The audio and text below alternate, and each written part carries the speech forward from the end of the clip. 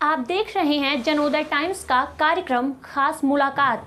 आज हम आपको मिलाएंगे नारायणी सेना के राष्ट्रीय महासचिव मनीष यादव से, जो कम उम्र से ही समाज के विभिन्न कार्यों के लिए आगे आते हैं।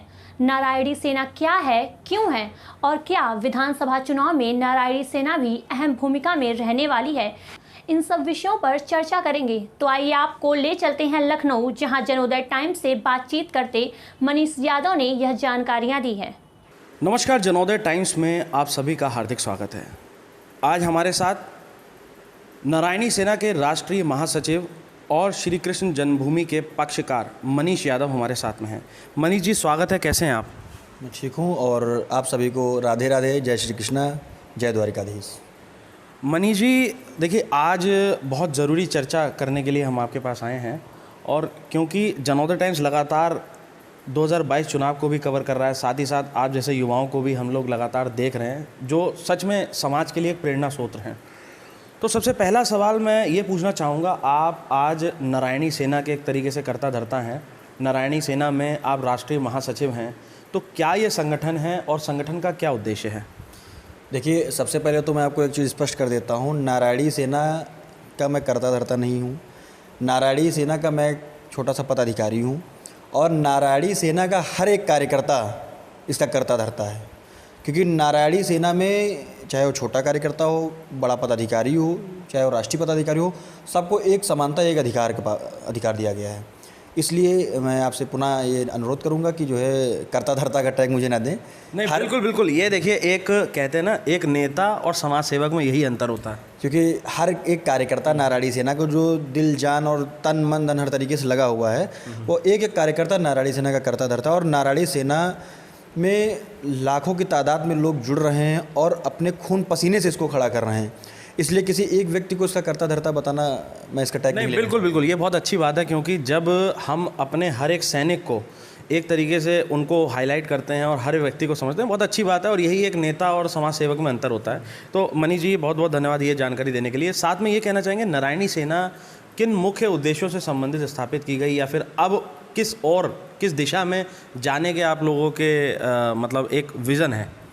देखिए, लगभग 2 दर्जन से अधिक संगठनों को एक साथ विलय करके नारायणी सेना बनी हुई है, जिसमें कई बड़े राष्ट्रीय स्तर के संगठनों का विलय कराया गया है। और नारायणी सेना का इसीलिए गठन किया गया है जिसका मुख्य उद्देश्य भगवान श्री कृष्ण विराजमान आंदोलन। मथुरा में जो भगवान श्री कृष्ण जन्मभूमि है, उसकी जो 13.37 एकड़ ज़मीन है, लगभग उस पर 2.37 एकड़ ज़मीन पर अतिक्रमण है। अब अतिक्रमण किस रूप में है उसको मैं नहीं कहना चाहता, वो आप पूरी दुनिया जानती है अतिक्रमण किस रूप में है। अतिक्रमण तो अतिक्रमण होता है, अब वो अवैध रूप से कब्जा है, उस कब्जे को हटाने के लिए नारायणी सेना का गठन हुआ है। और मैं उम्मीद करता हूँ कि भविष्य में बहुत जल्द नारायणी सेना एक राष्ट्रीय स्तर का आंदोलन करेगी और उस अतिक्रमण को उखाड़ फेंकने का कार्य करेगी, और ये श्री कृष्ण जन्मभूमि का आंदोलन एक जन आंदोलन बन के रूप लेगा। तो ये आंदोलन जो है ये कोर्ट तक पहुंच चुका है, और कोर्ट में भी इसमें आप पक्षकार हैं, क्या मुकदमा है और अभी फ़िलहाल उस पर क्या स्थिति है? देखिए, माननीय जिला न्यायालय मथुरा सिविल जज सीनियर डिवीज़न में मुकदमा हमारा दायर है। मैं उस मुकदमे का वादी पक्षकार हूँ, और मुकदमे का नाम मनीष यादव जरिए भगवान श्री कृष्ण विराजमान बनाम सिया सुन्नी सेंट्रल वक्फ बोर्ड व आदि है। और इस मुकदमे में 4 लोगों को पार्टी बनाया गया, जिसमें 3 पार्टियां हाजिर हो चुकी हैं, और उम्मीद है चौथी पार्टी आ जाएगी। अगर चौथी पार्टी नहीं आ रही है, सिया सुन्नी सेंट्रल वक्फ बोर्ड नहीं हाजिर हो रहा है, तो हो सकता उसको डर हो किसी चीज़ का। और मैं तो न्यायालय से कई बार ये अनुरोध कर चुका हूँ कि जो पार्टी नहीं आ रही है तो जाहिर सी बात है वो मानती हैं कि गलत है। अगर ज़मीन जो कटरा केशव देव के नाम से जो ज़मीन है, वो ज़मीन पूरी 13.37 एकड़ है, 2.37 एकड़ लगभग में अवैध रूप से अतिक्रमण है, कब्जा है, उसको हटा दिया जाए। हमारी ज़मीन हमें दे दी जाए, तो भगवान श्री कृष्ण की ज़मीन है, उनको ज़मीन दे दी जाए, उस पर भव्य मंदिर का निर्माण हो और मंदिर ऐसा बने कि उसको पूरा विश्व देखे। मनीष जी, ये बताइए, लगभग अभी भी आप एक युवा हैं, क्योंकि इस तरीके की जो सोच रखता है, जो आप कहते हैं कि विज़न होता है, वो कहीं ना कहीं एक सीनियर सिटीज़न जब पहुंच जाता है आदमी, तब भगवान की तरफ रुचि दिखाता है।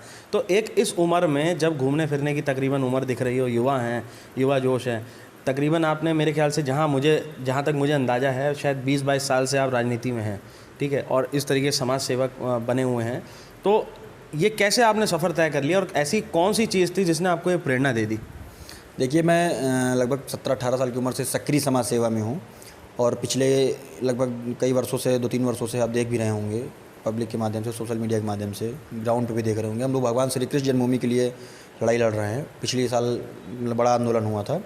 तो ये एक होता है कि श्रद्धा भाव, और हमारे तो परिवार में भी सिखाया जाता है, और चूँकि हम सनातन धर्म से हम लोग आते हैं तो हम लोगों को पूजा पाठ और धर्म के प्रति रुचि तो बचपन से सिखाई जाती है। और यहाँ तो हमारे स्वयं भगवान श्री कृष्ण की बात है, हमारे आराध्य हैं, हमारे इष्ट देव हैं। और मैं जिस कम्युनिटी से आता हूँ और उस कम्युनिटी के आराध्य ही भगवान श्री कृष्ण हैं, तो इसलिए जाहिर सी बात है हमें उनके प्रति बहुत ज़्यादा लगाव होगा और बहुत ज़्यादा श्रद्धा होगी। और जब हम लोगों के दिमाग में आया है, हम लोग देख रहे हैं, अब हम लोगों की समझ में आया है, चूँकि तभी उम्र कम थी, अब उम्र धीरे धीरे बढ़ रही है, तो समझ में आ रहा है कि हमारे आराध्य के साथ गलत हुआ है, ज़मीन पे कब्जा है, तो उसको मुक्त कराने के लिए हम लोग लगातार आंदोलनरत हैं और लगातार रहेंगे। श्री कृष्ण जन्मभूमि के पक्षकार मनीष यादव से बात करने के बाद एक बात तो स्पष्ट हो गई कि विगत वर्ष 2022 विधानसभा चुनाव में नारायणी सेना की अहम भूमिका रहने वाली है।